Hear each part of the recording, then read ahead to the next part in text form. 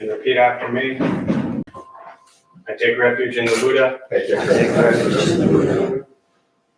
I take refuge in the Dharma. I take refuge in the Dharma. I take refuge in the Sangha. I take refuge in the Sangha. Keeping the palms joined.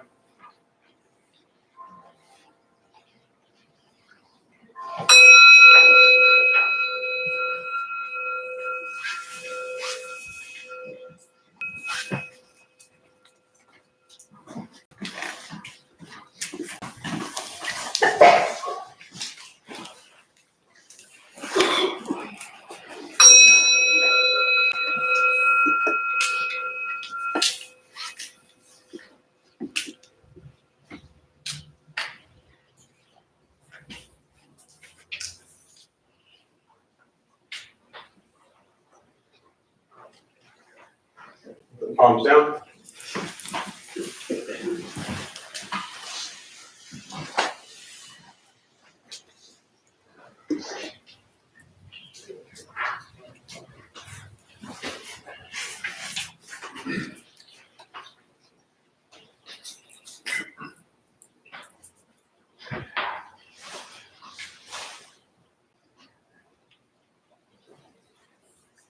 So, good morning, everybody.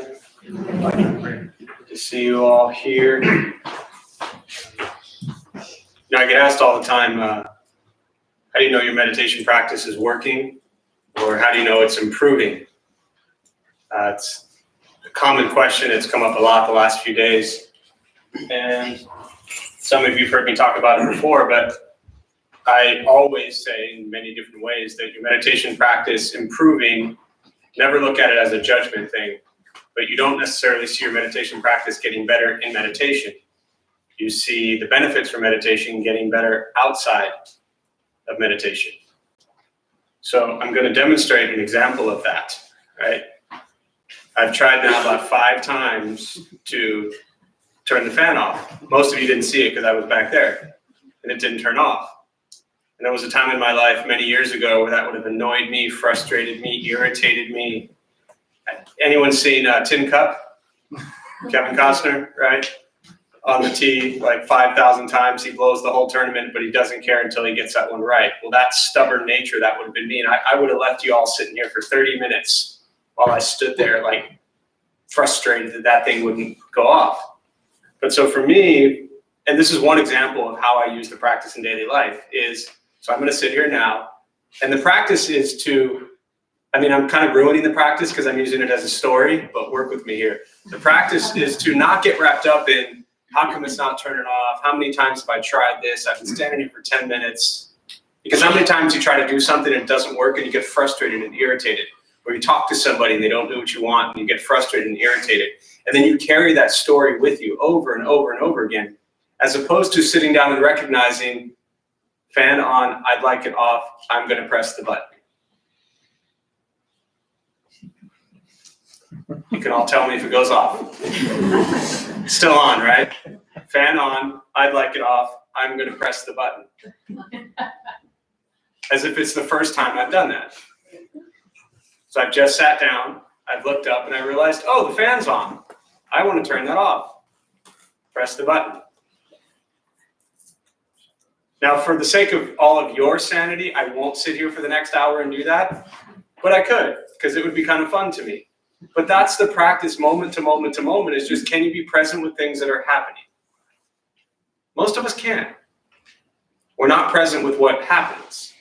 We're present with where our mind wants things to be, or where our mind wishes things were, right? So the mind could say, well, I wished I walked in here and the fan was off. Well, a lot of good that would do you, because it's not, it's on, right? And then I could sit down and think, well, I wish at some point soon the fan would go off. Well, that's a waste of time because it's on. So your mind is constantly wrapped up. It's this like, who's like brand new to Buddhism? Like, this is day one. Phenomenal. This is the best Buddhist teaching you will ever get, I promise. I could even throw a Sanskrit word in there if you want, just to make it sound like I maybe know what I'm talking about. That make you feel better? Right? If I say like pratitya samuppada, Buddhism, now you feel like you got a Buddhist lesson, right? This is the sutra on the fan. Present moment, present time awareness. To me as a Zen practitioner, that's what it's about. It's about learning to have present time awareness, present time focus of being with things as they are and abandoning judgments and expectations and critiques and critical analysis of everything. Right?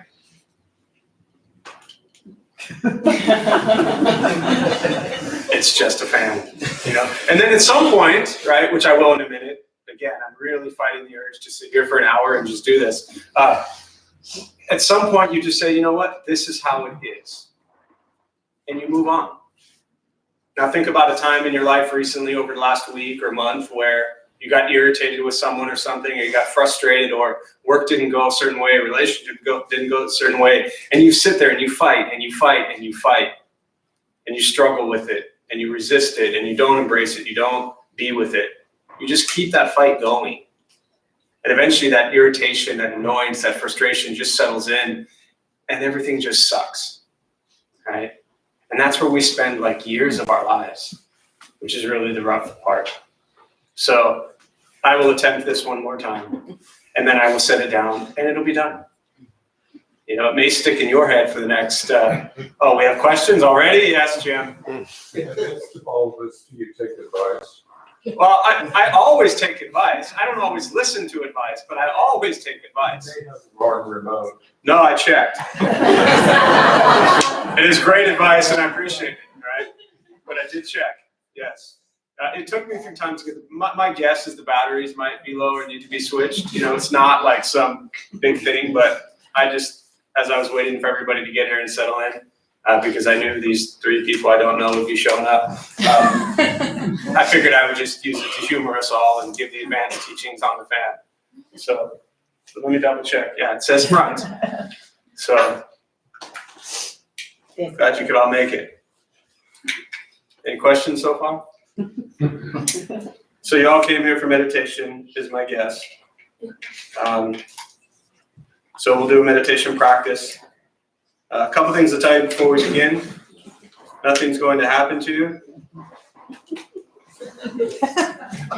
You won't float away. Should I go off? Yeah. Look at that.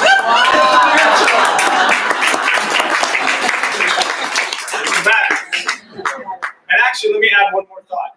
There's a perfect example of like, we don't just, to me as a practitioner, embracing things, and this is a common like add-on question. Whenever I say you learn to be with things as they are, the very common question or response after that is, well, what if things are dangerous, or what if things suck, or what if things are really bad? It doesn't mean you stand there physically, mentally, emotionally, and get punched and beaten up and destroyed and say, well, I'm a Buddhist, I'm just gonna sit here. No, you recognize where is some wisdom that you can put into the situation. And if necessary, remove yourself from that situation, whatever it might be. So the Buddhist way is not to just throw your hands up in there and say, well, everything sucks and I'm just going to be with it and, you know, it sucks. Sometimes we can change certain things. And that's where the wisdom is required, to figure out what is it that you could potentially do in each moment, because that moment that you're in will become a next moment. And if you're in a moment that you really don't like, and it's healthier for you to remove yourself from it, then it requires wisdom to figure out what change could I make to allow the next moment to be a little healthier and more pleasant than this moment, right? And so in that example, we had Jim's suggestion of maybe it's the wrong remote. Very possible. My idea of you probably just need to switch the batteries because the batteries are low, right? So there's a couple things we applied to that. And that's it. And then you move on, right? So meditation, nothing's going to happen to you. You're not going to float away. You won't have any mystical, magical experiences. The mind that races all day long is not going to shut off. Don't judge your practice. I mean, you don't ask yourself, is it working? Is it not working? Are you doing it right? Are you doing it wrong? We're just going to sit. We're going to breathe. You'll hear sounds, right? Phones ring, people move, people cough. This is life. Practice of meditation is learning to get quiet and still within all the chaos. Don't expect your mind to shut off, especially if you're new. Often people think that your mind's going to go blank or you'll think nothing. You'd end up sitting there telling yourself, think nothing, think nothing, think nothing, and that doesn't work. So we're just going to sit, we're going to breathe. Posture. If you're on the cushions, often it helps slide into the front third, pushing the stomach forward, allows the back to straighten. Shoulders are relaxed, Hands can be on the knees or in the lap, whatever's comfortable. If you're on the benches or chairs, also just trying to sit up straight. Relaxing the shoulders. If you need to move, simply move. If your leg hurts, kicking your leg out doesn't make you a bad meditator, it just means your leg hurts. I will guide us as we begin. We'll settle into a little bit of silence. Most important, don't expect anything. We're just going to sit and breathe.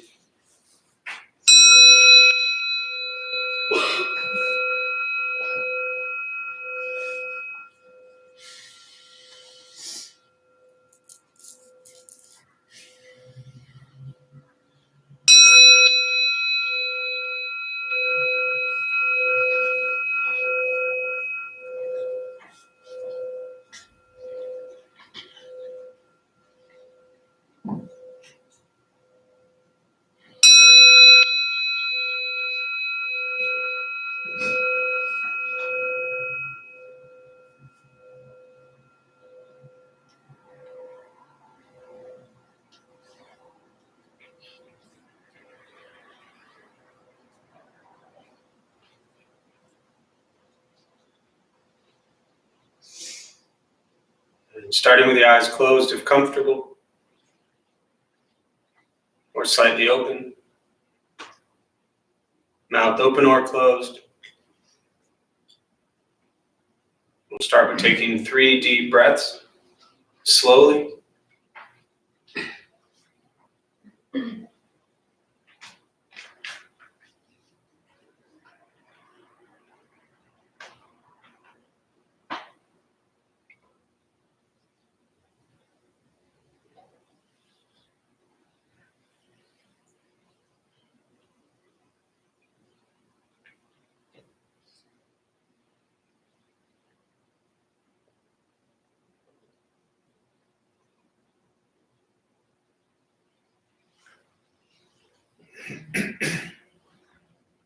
And eventually settle into a natural rhythm with the breath.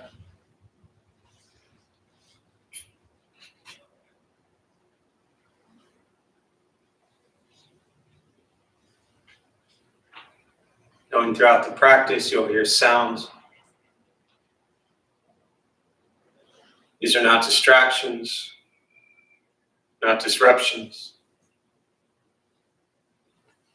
Simply what's happening around us as we sit.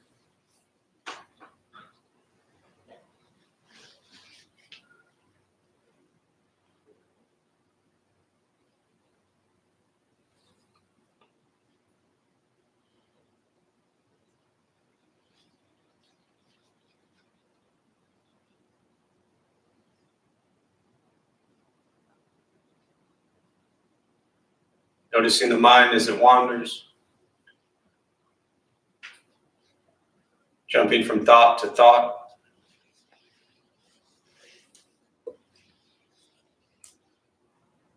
Simply guide the attention, focus to the stomach or chest.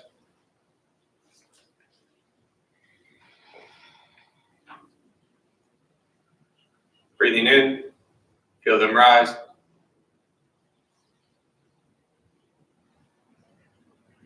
Breathing out, they fall.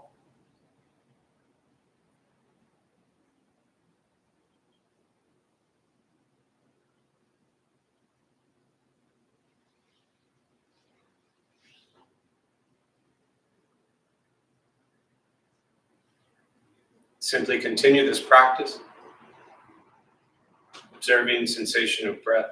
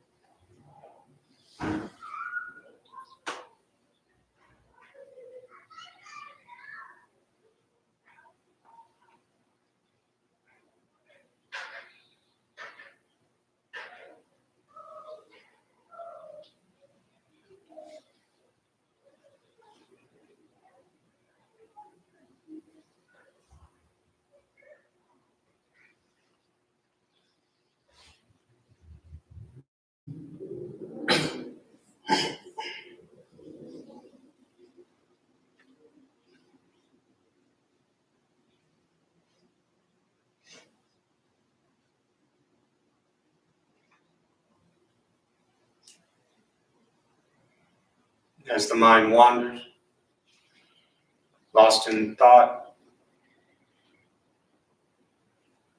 Recognize it. Release that thought.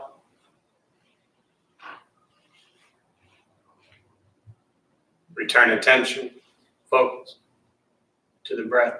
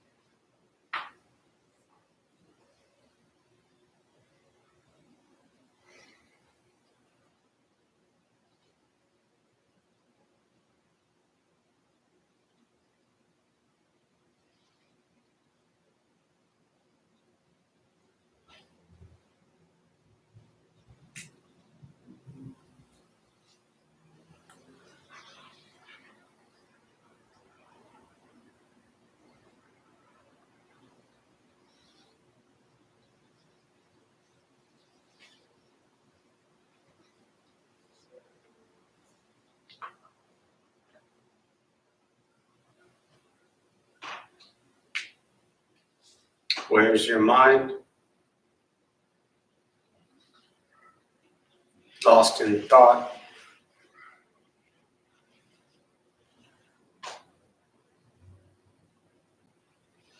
Release that thought. Return attention, focus to the breath.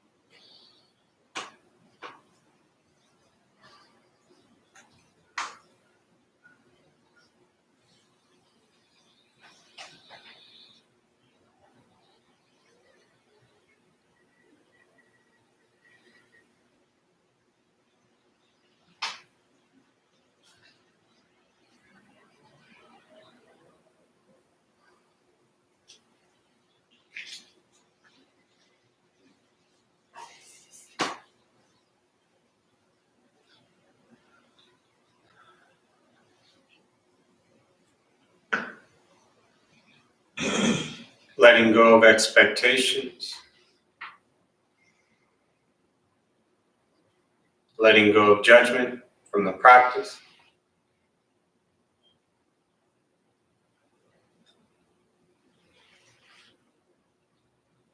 Just sitting, breathing.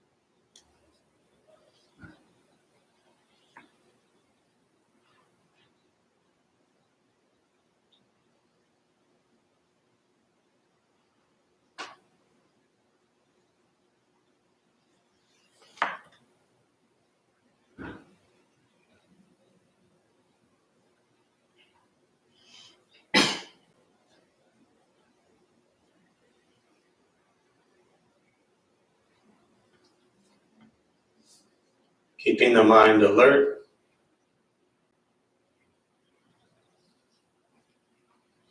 aware of each sound,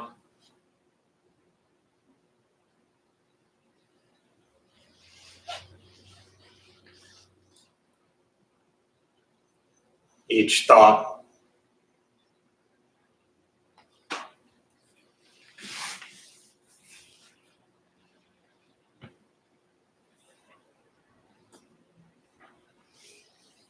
each physical sensation.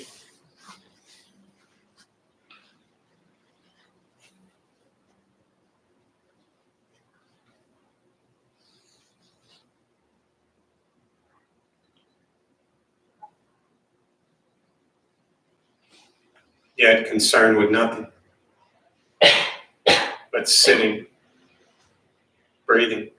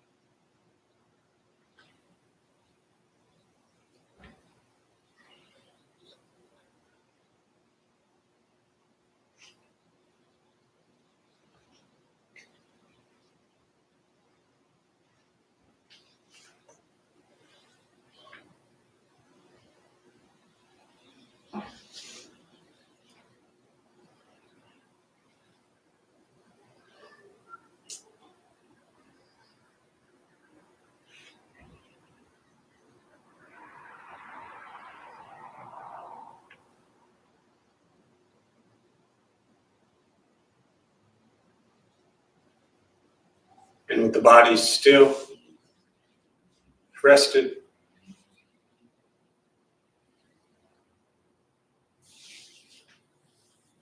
and the speech quiet, aware of all sounds.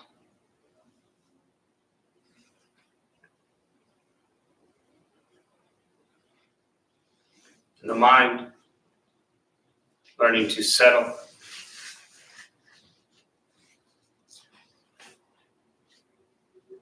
Know what it's like to just sit and breathe.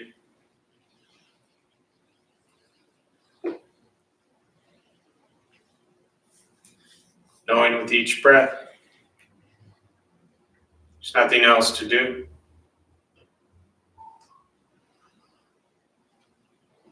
Nowhere else to go. No one else to be.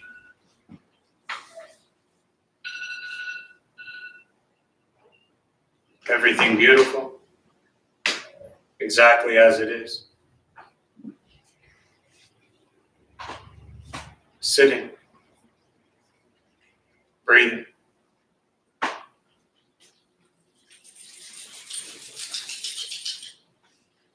And once again, taking 3 deep breaths, slowly.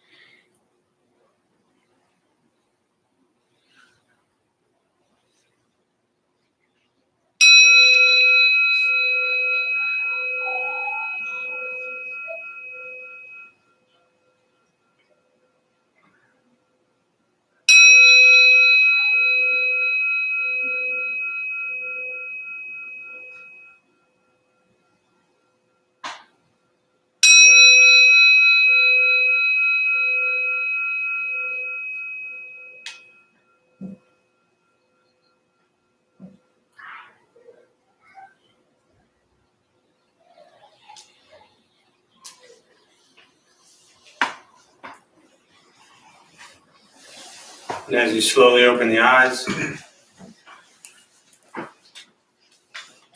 slowly begin to move. Most important with the practice of meditation is to recognize how you feel now, immediately after. Compare this to how you typically feel throughout your day. Recognize the difference, if there is one. Ask yourselves how you prefer to feel every day for the rest of your life. And realize whatever you feel now, it's quiet, calm, still, or a busy mind, racing mind. Whatever you're sitting with at this moment has nothing to do with anything I said. It's nothing to do with how we sit, hold the hands, or cross the legs. It's nothing to do with the sounds around us or anything else for that matter. It's everything to do with our own minds and our own mind's reaction to an external condition. This is what the Buddha called pratitya samuppada, means dependent origination. This is the basis of the Buddha's awakening. The word Buddha simply means awakened. He was a human being no different than anyone in this room who began to understand why he suffered, why he got angry, sad, depressed, stressed, anxious. He began to understand the causal relationship of all phenomena. What that means very simply for all of us in this room regardless of where we come from or what we believe in and where we think we're going. Our whole life is filled with things that happen. We react. More stuff happens, more reactions. That's what we get every day. The practice of meditation is learning what it's like to respond to something quietly, peacefully, still. Because for most of us, the way we respond to the last 20 minutes is quite different from how we respond to everything else that's happening throughout our days. So all we're working on is closing the gap to where the way you feel now is closer to how you feel always. Just as driven, motivated, productive, successful, whatever that means to you in your respective lives. But with a mind that's steady, clear, focused, distracted by nothing, disturbed by no one. This is not an easy practice. Training the mind to be present is probably the most difficult thing you ever have to train. But it's also the most important. Taking care of mental, emotional health and well-being is the foundation of your entire life. Your relationships with family and friends and loved ones and strangers. Everything takes and starts with your mind. Meditation is free. Buddhist practice is free. It's sitting, breathing, learning to become aware of what you think, what you say, and what you do, and learning to be nice to everyone, starting with yourselves. Once we stop trying to change, fix, control, manipulate everything around us, and we work on changing our mind and our reaction to the world around us, life gets simpler. But again, it's a practice. Learning to be with things as they are and embracing that. We create most of the conflicts and difficulties and problems in our lives. I know we don't want to always think that, but no problem exists in your life without you being there.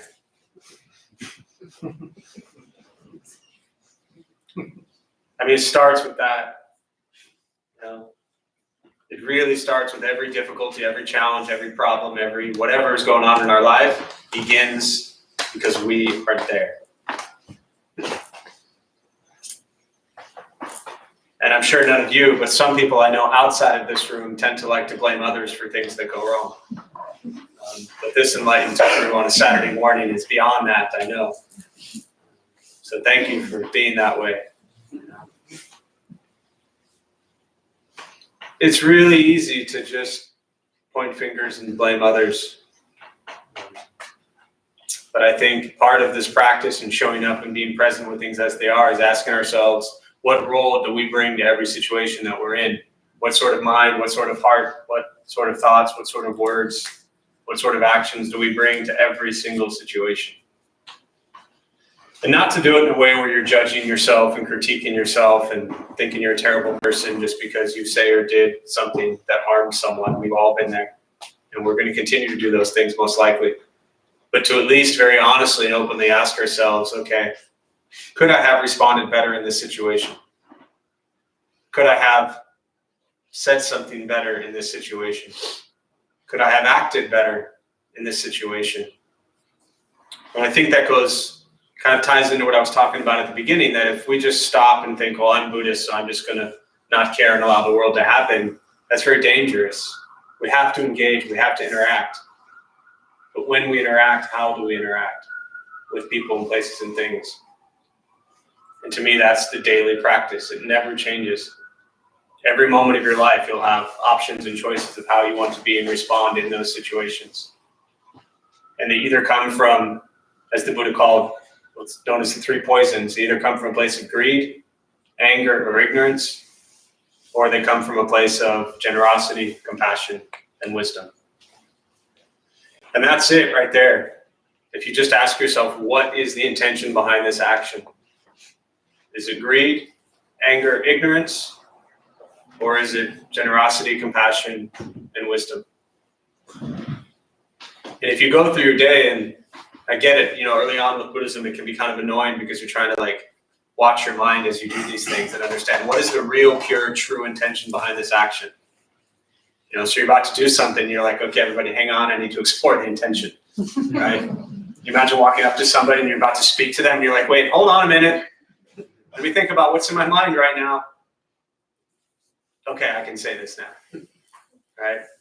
But that begins to become an everyday, just natural part of being without it being so forced, right? I have a friend, he passed away a handful of years ago, but good friend who, it was just everybody loved him, lit up a room, always smiling, always happy, and always just said completely inappropriate things. Anyone know anyone like that? You know, this was that person. And so this was back in the days when we were living on the beach, and not literally on the beach, but that would be great too, but kind of on the beach. And so we had this rule, and it was like, Brian, you need to count to 3 before you say anything to anyone. And, you know, we were in our probably mid, late 20s, something like that, early 30s. I guess I was in my early 30s. They were in their mid 20s. And so he was like, okay, I'll do that. And he would say, you know, he would start to say something. He would say out loud, you know, 1, 2, 3. And then he would say it anyways. And he would say the same ridiculously, you know, stupid thing. And it was pretty harmless. It was all joking and good fun. And his personality was just one of those people that no matter how he said it, it was really hard to be angry at him. But I always think about that when I think about Buddhist practice, because when we engage in any sort of interaction with people, stop yourself for a minute. And again, he counted out loud. That's totally up to you.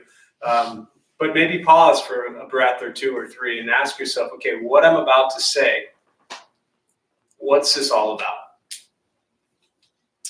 And very often the things that we're about to say come from a place of self, ego, pride, me. What did Lexi say last night? She said, and I'm paraphrasing even when I typed it up still, but she said, let's be honest for a minute. Most of us, all we think about is ourselves. This is a Tibetan Buddhist nun of 40 plus years. And it just kind of brought a lot of laughter when she said it based on the topic, because, you know, as practicing Buddhists, as meditation people, we like to think and talk about how kind and compassionate and giving and all these types of things that we are. But within all of that, how much of it is still all about me? And this practice, as I was starting to say earlier, is not about judging yourself for that, but being very honest and real and true, kind of authentic and genuine with, is this life all about me? Are my actions all about me? Are my thoughts, all my words, are they all just all about me? Or can I pause for a moment and begin to recognize that there's another human being who's equally as important as I am? No more, no less. And it doesn't matter if it's a stranger or a loved one. Every human is equally as important as another. So good luck with all that. I'll stop there and just open up to questions, meditation, Buddhist practice, how fans work, whatever. Yeah. Can you give us an example of something that Brian said that was really inappropriate? The question was, can I give an example of something that Brian said that was really inappropriate? Considering we only have about 20 minutes left, I could talk for, I don't even know if it's appropriate for me to give an example of anything Brian said that was inappropriate. It would take me 20 minutes just to think of something that I would be okay saying here. Everything was inappropriate. He just was like, and he didn't even know he was being inappropriate. Just everything out of his mouth was really, he liked to make people laugh. And the funny thing is, a lot of what he said, and as I'm talking, I'm still hoping that an example will pop into my head, but I got nothing yet. Everything that he said, a lot of it was actually, from his perception, truth. He just said what he saw,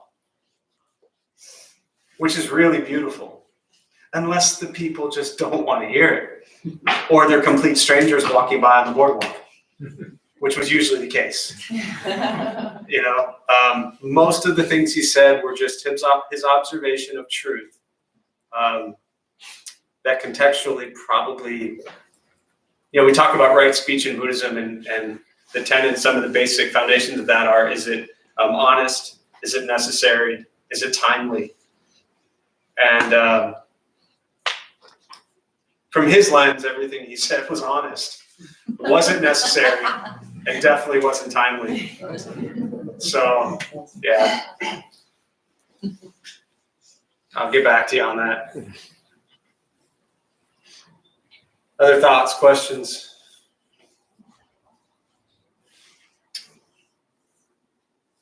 I mean, he would just go up to a stranger and say, as they were walking by, "That's a really ugly shirt." And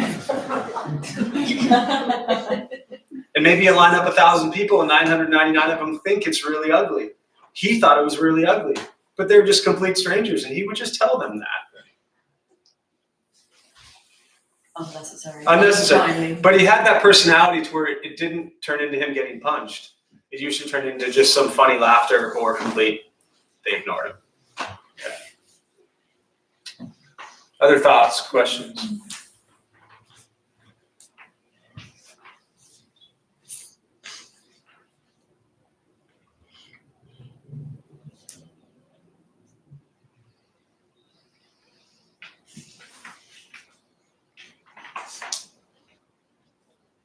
Yeah. When you began meditating, did you find it helpful to use like a mantra in your head? Or do you just literally focus on your breath? So when I literally first started, I was 20 in college, and I had read Intro to Zen by D.T. Suzuki. And so he walks through, which is really Dogen's teachings on meditation.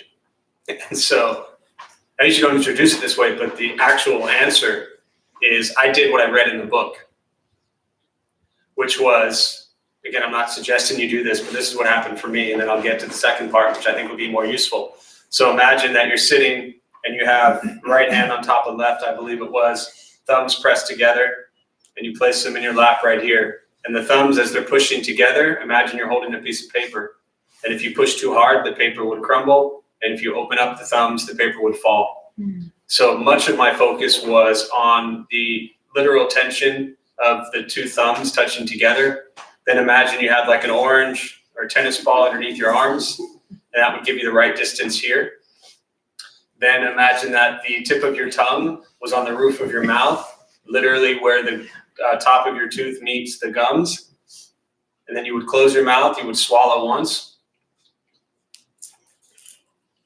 And then you would open your eyes and you would gaze off the edge of your nose, down, not at your nose, you get dizzy, and then down at the spot about 1 foot to 2 feet in front of you. You would imagine there was a string gently pulling your head up so your spine is straight. And then I think the 7 points that he would talk about. I read that in the book once, and that's all I tried for a couple of years, you know, because I was like, this is the way. And Dogen's a great founder of the Soto Zen School, lived 1200, 1253, the great Zen master, an incredible teacher. His teachings and books most likely will blow your mind. So that's what I started with. And then as I started going to the temple, this would have been 16 years ago, and really started to work in different practices and things I was taught. And the first step also is observation of breath, right? And so then as I began to work in other practices, yes, it was observation of breath, knowing that early on and even when I started at the temple, my mind always wandered. So try to come back. For me, I was using the fingertips a lot, come back to the breath. Then somebody taught me one time years ago that try to keep your mind in the space. And I think this is very helpful for everybody, for a lot of people. What I mean by that is, okay, if the mind wanders, so I'm hungry, you start thinking about food, what you want to eat, where you're going to go, all that stuff, right? Next thing you know, you're like sitting, I don't know, at Pokey's downtown eating a burrito, right? Instead of all that, just allow your mind to wander to the organ. There's an organ in this room. Back to the breath. I'm going to allow the mind to wander this way to the tanka that's on the wall. Back to the breath. I'm going to allow the mind to wander that way to the Shinto shrine that's up on the wall behind us. Back to the breath. I'm going to allow my mind to wander this way to the Kuan Yin statue. Back to the breath. So somebody taught me that a long time ago, and I started to basically just use space to keep my mind. At least I was somewhat present with what was here. Not, there's an organ. Does the organ play? Yes, the organ plays. How do I know it played? Because we had it played at a wedding. Who played it at that wedding? So then you start telling stories, and you're thinking about weddings. And what was the last wedding you went to? So one simple thought of an organ could lead you to thinking about 20 minutes of weddings you've attended your whole life. And next thing you know, the bell hits and you're done, right? So keeping it remotely in the space was always important. I did that for a while. Another practice I was taught was the counting. This was kind of monastery life where they breath in, breath out, count 1, breath in, breath out, count 2, continue 1 to 10, 10 to 1. If you lose count, I did this with the college kids the other night. If you lose count, start over. So it's like breath in, breath out, 1, breath in, breath out, 2. Slower than that, but breath in, oh, I'm thinking about the organ again, start over, back to 1. Breath in, breath out, 1. Oh, there's the organ again. So you're constantly starting over, but at least you're focused on the numbers. And then we would see the numbers expand, and then we would see the numbers being drawn, and then we'd see the numbers in a color. So there are lots of things you can use to focus on other than just breath. I wore mala beads for a long time, and I would use them. Mantras are also a wonderful practice. I just was never introduced really to mantra practice, so it never worked its way into my life. Mantras, for those who don't know, is just having a common phrase that you recite. Could be Om Mani Padme Hum, could be Nam Myoho Tofo. My master used to say you could repeat the name of Jesus Christ during meditation. That works too. Doesn't matter what you say. The idea is if you're saying something, if you're focused on one thing for a short period of time, what are you not focused on? Everything else. When you focus on everything else, how does it tend to make you feel? Overwhelmed, stressed out, anxious, crazy. Some of you might know what that's like, right? So that's the idea. Mantras, yes, are very beneficial. The breath is a challenging one. It's also the most important, because without the breath, you're done. Meditation's over. So different things you can try. Yeah. Other questions?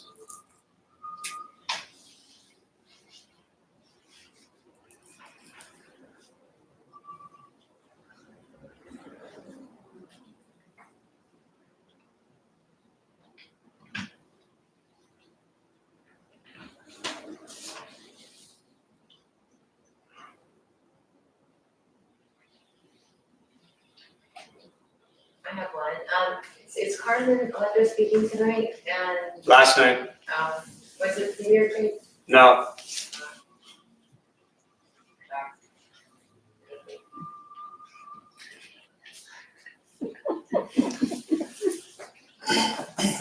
Other questions? That was an easy one.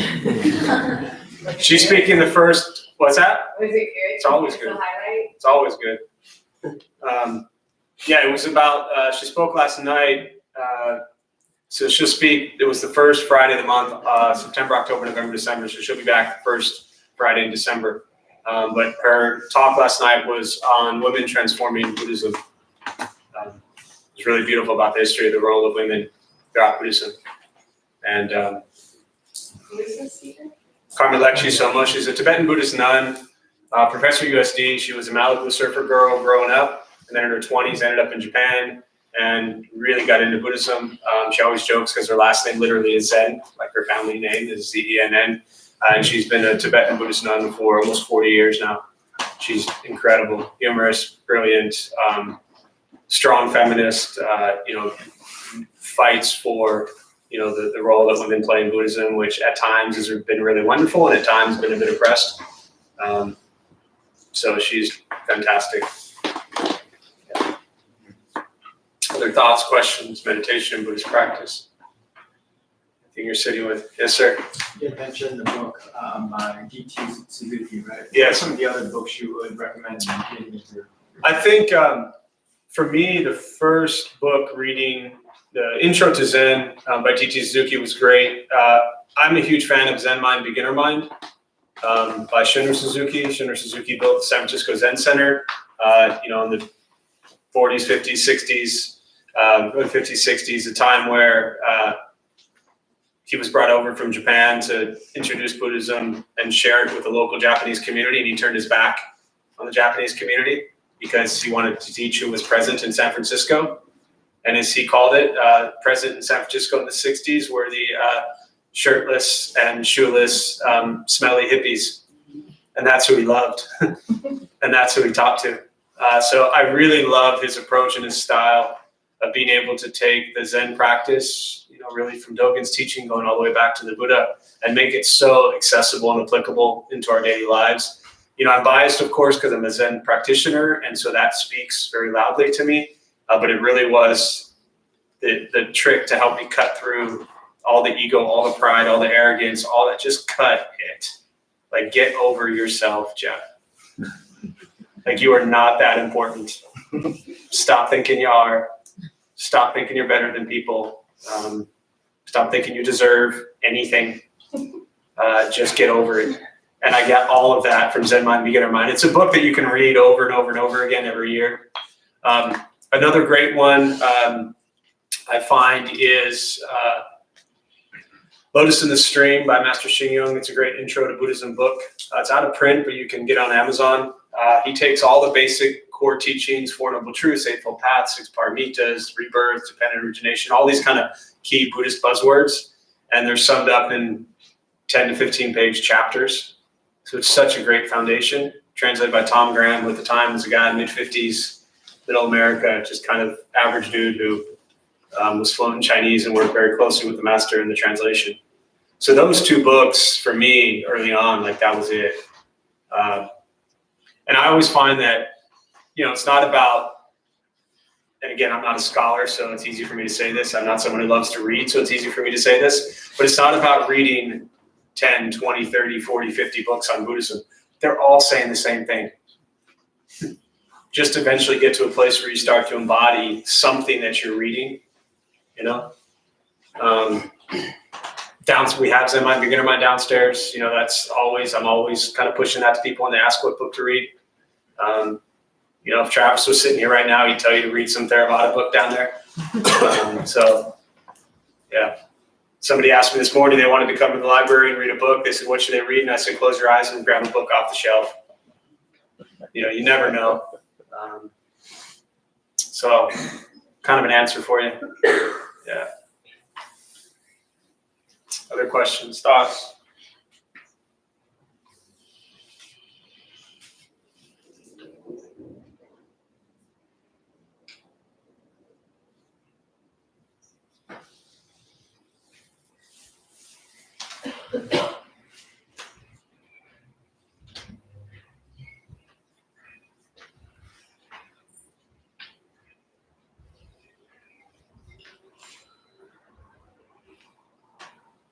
Wow, nobody's struggling this morning. Amazing. You must all had some really good cereal or something. Yeah. I'd just like to recommend another book by Suzuki Roshi, Not Always So, Yeah. that he wrote later in his life. Great. It's also a wonderful book. I've not read it. Yeah. Just the title, knowing his style, and not always so. I mean, that could mean so many different things. Anyone ever found themselves, and I'll kind of wrap up on this thought, anyone ever found themselves in a very difficult situation in your life? So one of the fundamental teachings of Buddhism is impermanence. And what that tells you is that moments will change. And the practice when you're in these very difficult, challenging moments is to not make it worse. There's a potential chance that what you did already created that difficult moment. There's a potential chance that the difficult moment you're in really had nothing to do with you. But either way, we find ourselves often in very difficult moments. And impermanence tells us that that moment will pass, it will change, it will go away. Everything that comes together for a period of time then ceases to exist. From people, places, things, to moments, experiences, everything is just a moment in time and then ceases to exist. Now, often, especially if you're new to Buddhism, you can look at that and say, well, that really sucks. Well, whether it really sucks or not, it's the truth. Us, we come together for a period of time in our lives and we will cease to exist. Once you embrace that and you recognize that this life we have could be gone at any moment, the true understanding of impermanence starts with the understanding that you yourself are impermanent. And once you really embrace this idea and recognize it, begin to wake up to it, it might begin to change the way you do things in your life. The moments you're angry, the moments you're sad, the moments you're depressed, the moments you're carrying on with something for 20 years that somebody did 20 years ago that you just don't want to let go. You're the one torturing yourself over and over and over again. They're probably over it, right? Impermanence tells us It's not always so. Things will change.